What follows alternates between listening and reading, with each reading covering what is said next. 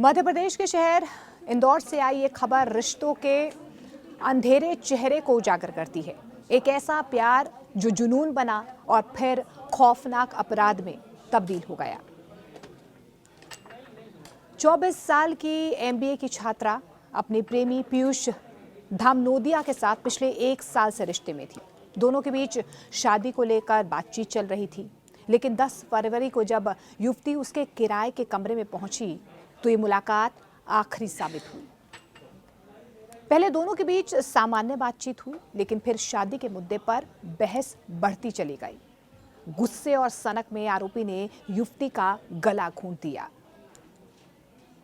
यहां तक कहानी दर्दनाक थी, लेकिन इसके बाद जो हुआ उसने पुलिस तक को हैरान कर दिया। आरोपी कई घंटों तक कमरे में ही रुका रहा।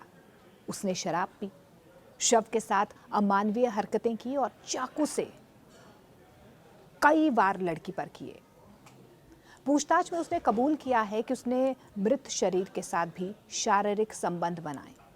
यानी कि आरोपी ने यह कबूल किया है कि पहले उसने अपनी गर्लफ्रेंड को मारा, फिर आधे घंटे तक वो उसके शव के साथ बैठा रहा और उसके बाद मरने के बाद भी उसने अपनी ही गर्लफ्रेंड के साथ एक नहीं बार-बार रेप किया।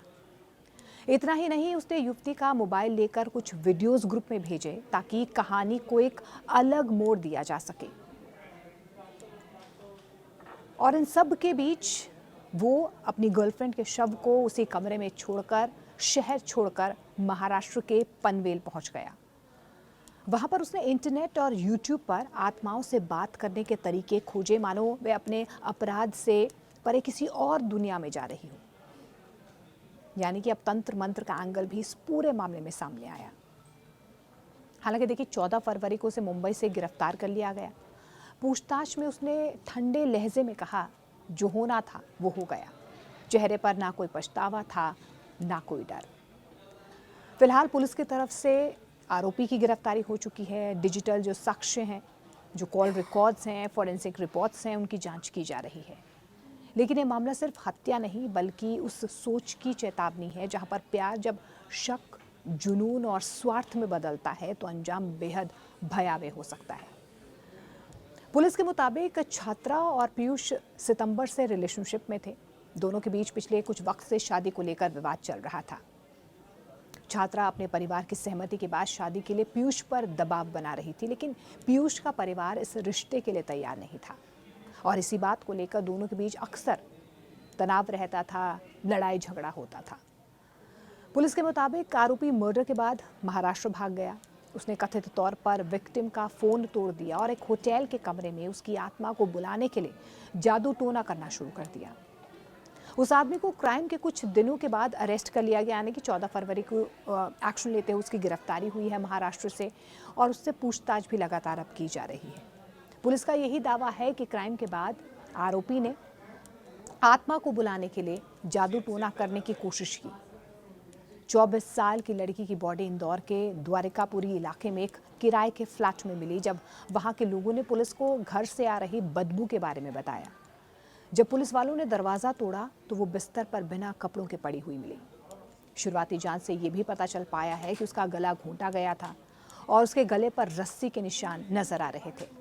माना ये भी जा रहा है कि बॉडी कई दिनों पुरानी थी। पुलिस ये भी दावा कर रही है कि फ्लैट उसके बॉयफ्रेंड यानी कि पीयूष, जो आरोपी है, जो पुलिस की गिरफ्त में है, पीयूष धामनोदिया ने किराए पर लिया था, जो उसके साथ पढ़ता था। बाद में पुलिस ने जिस तरीके से अब इस पूरे मामले में एक्शन लेते हुए कई एंगल्स जो है इसमें खंगाले हैं, ना सिर्फ कॉल डिटेल्स को खंगाला जा रहा है, बल्कि जिस तरीके से निर्मम तरीके से पीयूष ने अपनी गर्लफ्रेंड की हत्या की, उसके बाद जिस तरीके से उसका कबूलनामा आया है, साइकोलॉजिकल क्या वो मेंटली अनस्टेबल है, इसको लेकर भी जो है अब आगे इस पूरे मामले में इस एंगल से भी लगातार पूछताछ हो रही है। हालांकि देखिए, पूछताछ के दौरान पीयूष ने कथित तौर पर पुलिस को बताया कि वह लड़की के साथ लंबे समय से रिलेशनशिप में था। हालांकि शादी को लेकर जिस तरीके से मतभेद थे, खासतौर पर परिवार के सदस्यों के विरोध की वजह से अक्सर उन दोनों के बीच में झगड़े होते थे। वो पिछले एक साल से रिलेशनशिप में थे। घटना वाले दिन दोनों अपने मतभेद सुलझाने के लिए किराए के फ्लैट पर मिले। पुलिस ने कहा कि शादी को लेकर एक और बहस शुरू होने से पहले उनके बीच फिजिकल रिलेशन हुए, जिसके बाद उसने गुस्से में उसका गला घोंट दिया। अधिकारियों का यह भी दावा है कि उसने उसे रस्सी से बांध दिया, अपने कमरे में तांत्रिक पूजा करने की कोशिश की। हत्या के बाद उसने कम से कम आधे घंटे तक वो शव के साथ वहीं पर बैठा रहा। उसने शराब का सेवन किया और फिर उसे उसी कमरे में बंद करके इंदौर से वो मुंबई की तरफ भाग गए और पनवेल से उसकी गिरफ्तारी हुई है। पुलिस जो टाइमलाइन डिस्क्राइब कर रही है, पुलिस की तरफ से ये कहा जा रहा है कि वो महाराष्ट्र के पनवेल गया, रात भर एक होटल में वो रुका और अपने कमरे में तांत्रिक पूजा करने की कोशिश की, ये दावा करते हुए कि वे महिला की आत्मा को वापस बुलाने की कोशिश कर रहा था। बाद में वे मुंबई चला गया और कथित तौर पर रात लोकल ट्रेन्स में सफ़र करते हुए उसने बिताई है। अधिकारी ये भी कह रहे हैं कि वह लड़की का मोबाइल फ़ोन अपने साथ रखता था और उसे बाद में महाराष्ट्र में उसे कहीं ना कहीं फेंक दिया गया, नष्ट कर दिया गया आरोपी की तरफ से। पुलिस ने आगे ये भी दावा किया है कि धमनोदिया को शक था कि महिला मोबाइल एप्लीकेशन के जरिए दूसरे लड़कों से बातचीत कर रही है, जिससे सुरक्षा अविश्वास की वजह से बार बार दोनों के बीच झगड़े होते थे। हालांकि अब एक्शन लेते हुए आरोपी को गिरफ्तार कर लिया गया है, उससे पूछताछ की जा रही है। डिप्टी कमिश्नर ऑफ पुलिस की तरफ से ये भी कहा जा रहा है कि आरोपी को गिरफ्तार करने के बाद अब ये कहीं ना कहीं इस एंगल से जांच करने की कोशिश की जा रही है कि क्या सिर्फ शादी का जो दबाव बनाया जा रहा था या जो शक उसे उस लड़की के साथ था, उस छात्रा के साथ था कि वो दूसरे कुछ लोगों से बातचीत कर रही है, क्या इसको लेकर कहीं ना कहीं उसने इस तरीके से निर्मम तरीके से उस छात्रा की हत्या कर दी।